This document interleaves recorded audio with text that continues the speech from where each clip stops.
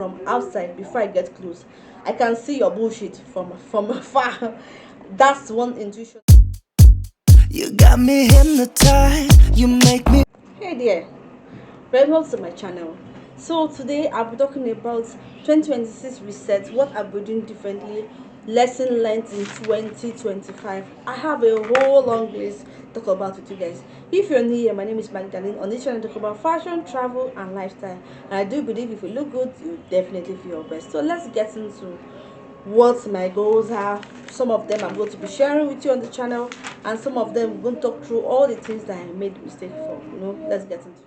So before I talk about the reset I've done for 2026 and what I'll be planning to do in 2026, let's have a little reflection of what really went and happened for me in 2025. So I'm going to be doing a review of what I did. So for my goals for 2025, I hit most of the goals for 2025, and some of them failed definitely bad. So the first one to talk about is me designing a planner. So for me, I just wanted to have a planner because I'm a planning girl. I love to plan before the year starts or before the end. I think I started planning 2025 at the end of 2024, like around December-ish. So then I wrote my plans, I decided a planner, I wrote my goals and what I want to do. But where I failed woefully was on my planner. I didn't really make any sale. I didn't make effort to sell it. And even when I seemingly seemed to have like an order, the whole currency exchange in Nigeria didn't work for the Nigerian person I wanted to get it. But anyway, so I decided not to go for a planner this year. Another thing I've learned for last year is the fact that I decided to write, like, previously from my blog, which is trendsandside.com, you see it on the screen. Previously used to write at least not more than 2 or 3 blogs per week or per 2 weeks. That's what I was doing. That's what I could handle. Decided to drive it up into 5 blog posts every 2 weeks. Okay, let's talk about the impact of that. So when I increased it to 5 blog posts every 2 weeks, I actually saw some traction on my website. I got people interested in coming to buy advert placement, which, shameless plug, I do advert placement on my blog. So if you want to advertise your business as a Nigerian, I'll be offering you good prices, not pricey, depends. But I have a price which I offer based on what the quality of my website will give to you. So it's not just any other website. So my website is more like a blend of fashion, travel, and lifestyle. But you will get value for your money, and especially if you're a European or US brand, you get more value for your money on my website. Why? Because I have a lot of foreign readers on my website. But anyway, I realized that the 5 blog posts I was writing on the website, and also making my writer write at least one blog post per week. So maybe before the 2 week time I'm going to publish, I would have had 2 blog posts from her. So all I have to bother about is 3 more blog posts. That is one thing about delegating. I realized that my delegating was working in 2024. I kept it in 2025. Now in 2026, I'm definitely going to be sticking to 5 blog posts on my channel, on my blog post, because that actually I saw traction on it and it got to bring some value for me. Then I went into my other aspect, which is YouTube. YouTube, on the other hand, didn't perform as much as I want. So when they say consistency, consistency, consistency, that's what the channel wants. That's what most Instagram, like more like content creation websites or platforms want. Instagram wants consistency, YouTube wants consistency, TikTok the same thing, Facebook the same thing. So I don't like, okay, consistency, consistency, consistency, what should I do differently?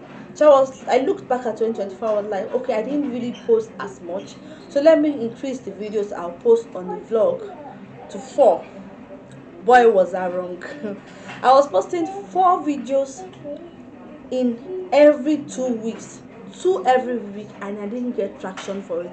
I didn't get value for it.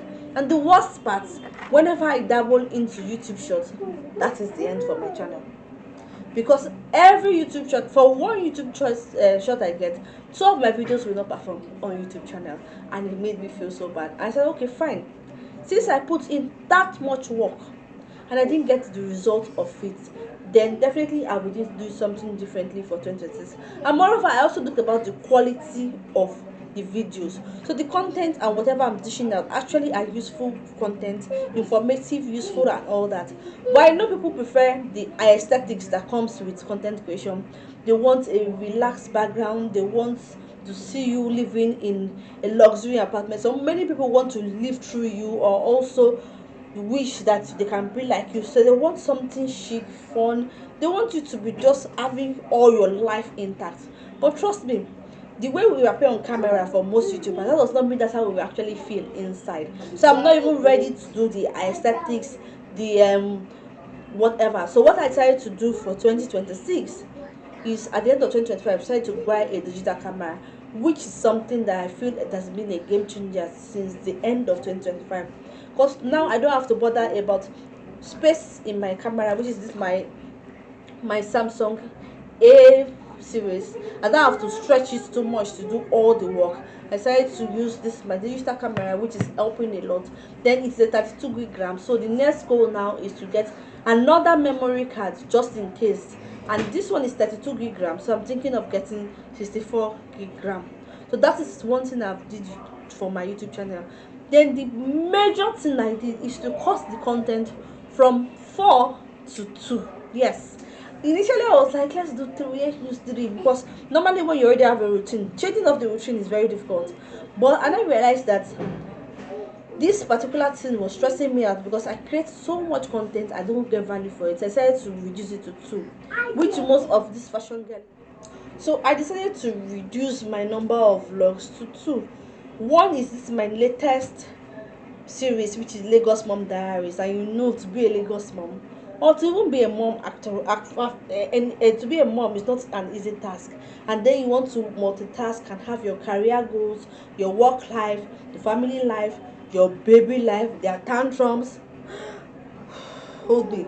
So I started that series like, okay, this is going to be relatable for me, because that's the phase where I am in. Plus, many women will relate to most of my struggles as a mom, especially in Lagos. The traffic, the I don't want to go in depth, but that's my series I have on the channel, which is Lagos Mom Diaries, and that has come to stay, right? Then the other one is going to be videos like this, one long form content that is going to be on my channel for a while. Then that I will post it every week, one video per week. And any other thing that maybe is a random post, maybe a video I made for Instagram that is performing well, I decided to repurpose it for YouTube. So that was actually the plan. Otherwise, last year I decided to go and develop myself, because really for many of us of office girls, at one point we get complacent, comfortable with where we are. We just want to sit easy, stick with routine, collect our salary and go.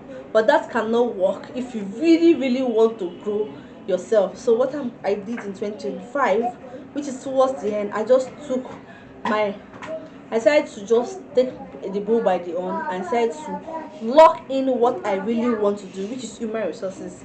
I really want to do human resources because I feel like I'm already an employer, right?